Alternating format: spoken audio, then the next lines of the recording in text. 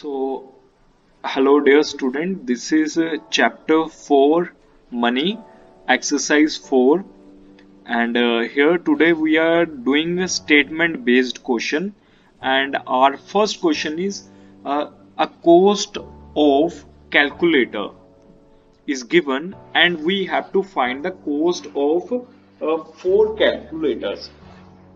Beta, always remember when the cost of one quantity is given and we have to find the cost of more quantities, we always have to multiply there. मतलब कि अगर हमें एक की coast बता रखी हो और हमें ज्यादा की कोस्ट निकालनी हो तो हम उसके लिए हमेशा मल्टीप्लिकेशन करते हैं. And if the cost of more quantity is given then we will find the cost of one quantity by dividing that. उसकी कोस्ट पता करने के लिए हमें डिवीजन करनी पड़ती है. ओके, तो यहाँ पे देखो एक कैलकुलेटर कोस्ट रुपीज 415 बता रखा है. तो हम क्या करेंगे यहाँ पे सबसे पहले हम लिखेंगे कोस्ट ऑफ वन कैलकुलेटर और cost of a calculator. Cost of a calculator, एक कोस्ट की एक कैलकुलेटर की कोस्ट क्या है?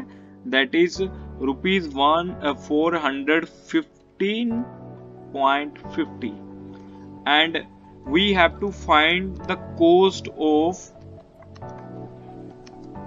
4 कैलकुलेटर्स. हमें 4 कैलकुलेटर्स की कोस्ट फाइंड करनी है. The cost of 4 calculators is equal to 4 जितनी की पता करनी है इनटू करवा देंगे कोस्ट ऑफ 1 दैट इज 415.50. इससे इनटू करवा देंगे, जस्ट हमारा आंसर आ जाएगा. तो इनटू जब करवाएंगे हम डेसिमल को इनटू करवा रहे हैं, हमें कुछ चीजों का ध्यान रखना होगा. For that let's see how we will multiply it. कैसे मल्टीप्लिकेशन होगा देखते हैं.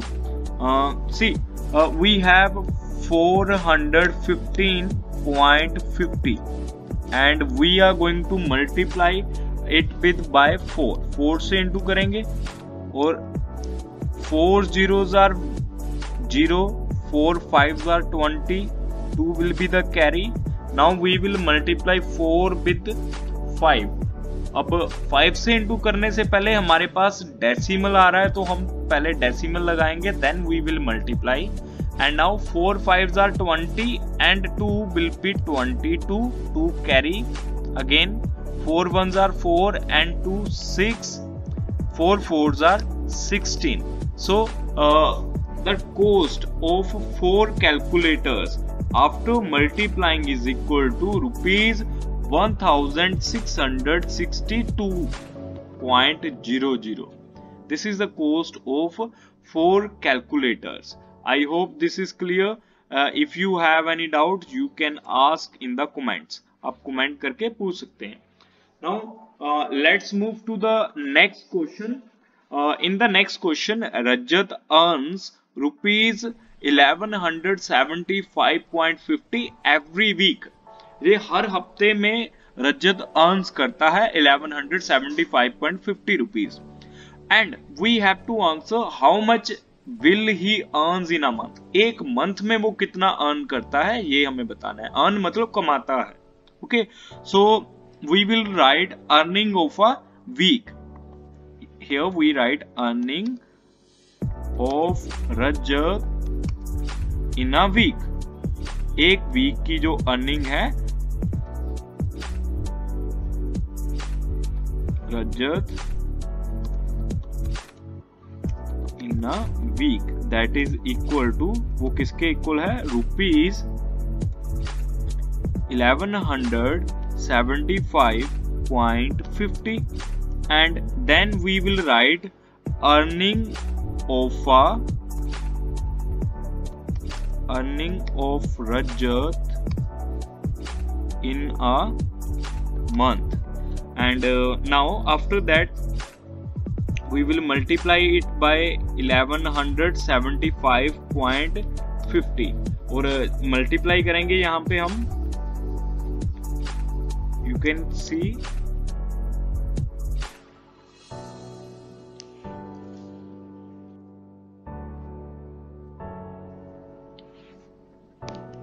1175.50 multiply by 4, and 4 zeros are 0, 4 fours are 20, 2 carry, point is here, we will put the point, 4 fours are 20 again, 2 carry, 22, 2 carry again, 4 sevens are 28 and 2 30, 3 will be the carry, 4 ones are 4 and 3 carry 7 and 4 ones are 4.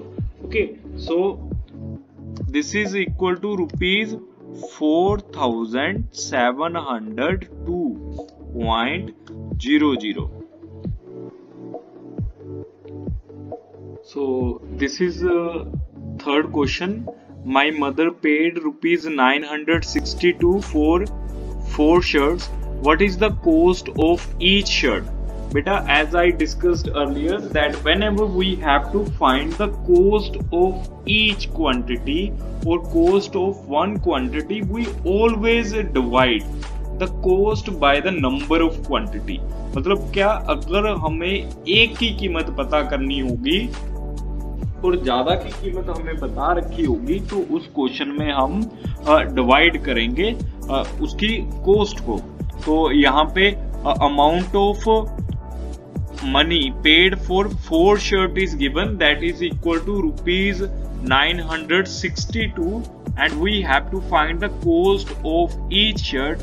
मतलब कि हमें पता करना है कि एक shirt की कीमत क्या है. For that we will divide the total cost by the number of shirts. Total cost is 962. We will divide that by 4. So let's divide it by 4. We have 962 and we will divide it by 4, and if we divide, we will write 4 2s are 8. After subtracting we will get 1 and 6 will come here. 4 4s are 16. On subtracting we will get 0 and we will bring down this 2, and see, this 2 is smaller than 4, so we will multiply it by 0. So 4 zeros are 0. अब 0 आया यहाँ पे, and now after that we will put the point here and we will write 0 and we will bring down this 0 here. Okay, so now 4 5s are 20, and after doing that we will get nothing in a remainder. So the cost of one shirt is equal to rupees 240.5, और 5 rupees 5 पैसा तो नहीं लिखेंगे क्योंकि ये 50 पैसा होगा तो हम 0 साथ में लिख देंगे. ओके, तो 0.5 मीन्स 50 पैसा. This will be the answer of this question. In this way we will divide it. Okay, I hope this is clear to you all. Now let's move to the next question. In the next question, the cost of 6 bed sheets is given, that is equal to rupees 1263, that is given, and we have to find the cost of each bed sheet if they all cost same. अगर उन सब की cost जो है same हो, if they all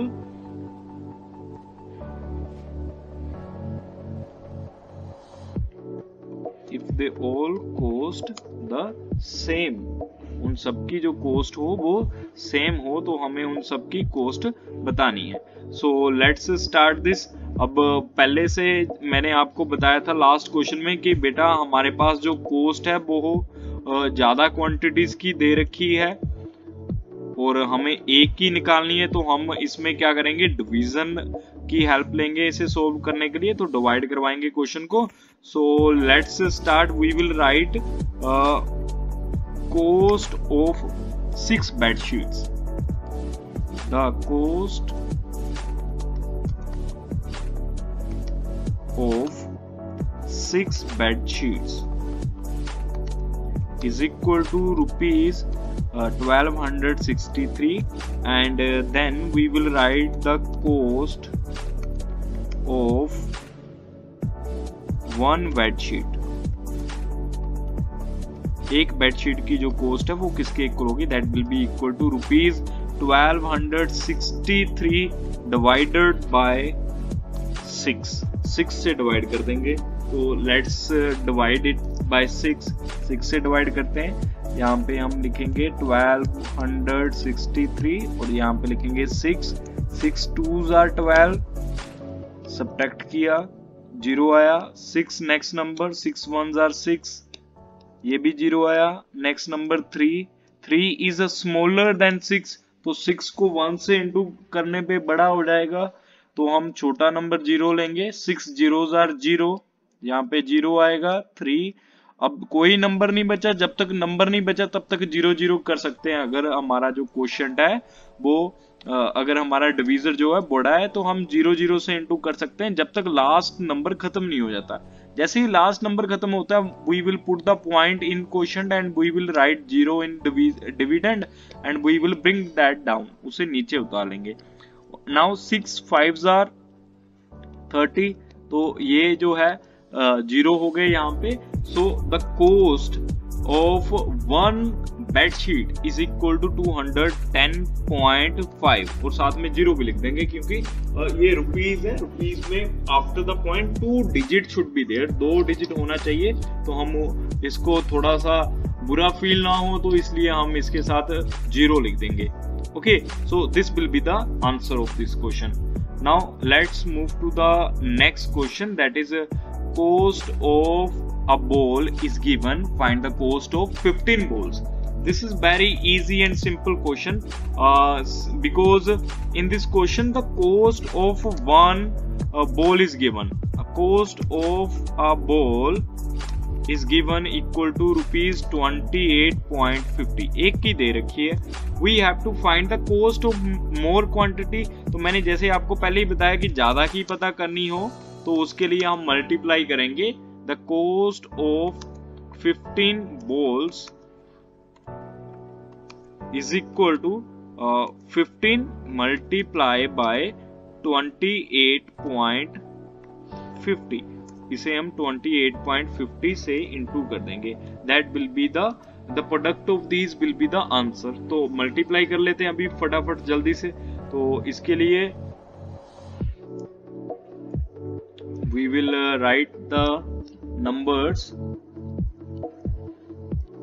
here, बड़ा number ऊपर 28.50 और 15 नीचे, मल्टीप्लाई करते हैं। 5 zeros are 0, 5 5s are 25, 2 will be the carry। अब देखो 8 से इंटू करना है, पॉइंट आ रहा है पहले तो पॉइंट लगा देंगे। 8 5s are 40 and 2 will be 42, 4 will be the carry, 5 2s are 10 and 4 14। Okay, ऐसे मल्टीप्लाई कर देंगे इसको। और अभी इस नंबर को मल्टीप्लाई करने के बाद 1 से इंटू करना है तो यहाँ पे आएगा क्रॉस, हम पूरे नंबर को एग्जैक्टली उतार देंगे। 1 को 0 से इंटू करेंगे तो 0 आएगा, 1 को 5 से इंटू करेंगे तो 5 आएगा। अब 5 के बाद पॉइंट है तो पॉइंट लगेगा। 8 1s are 8 and 2 1s are 2, तो ये हमारा आंसर हो गया। सेकंड को मल्टीप्लाई करने पे देखो 0 के नीचे 0, 5 and 0, 5 plus 0 is 5। इस पॉइंट को नहीं लिखेंगे क्योंकि इसके आगे पॉइंट है और हम लेफ्ट साइड जो पॉइंट होता है उसको लिखते हैं। 7 2 and 5 will be 7 and आगे पॉइंट है तो पॉइंट लगा देंगे। 8 and 4 will be 12, 1 carry and 2 and 1 is 3, 3 के ऊपर 1 carry है, that will be 4। so यहाँ पे हम पॉइंट लगाएंगे। so the answer will be ये पॉइंट बेटा राइट साइड पे जो पॉइंट होता है वही लेते हैं हम। this point will be considered, so the answer will be rupees 427.50। Okay, आप इसको कैसे ध्यान में रख सकते हैं, पॉइंट के पीछे अगर 2 डिजिट है और हम जब प्रोडक्ट करते हैं तो पॉइंट के पीछे जो 2 डिजिट होते हैं उसी को ही कंसीडर करते हैं, मतलब जो राइट साइड पे पॉइंट होता है उसी को ही लिखा जाता है after the multiplication. So the answer of this question is 400. This is rupees 427.50 rupees. This will be the answer. ऐसे हम इन क्वेश्चंस को सोल्व करेंगे. I hope this is clear. This is the last exercise of chapter money, 4th exercise. I hope कि आपको ये समझ आया हो. If you have any doubt then you can ask.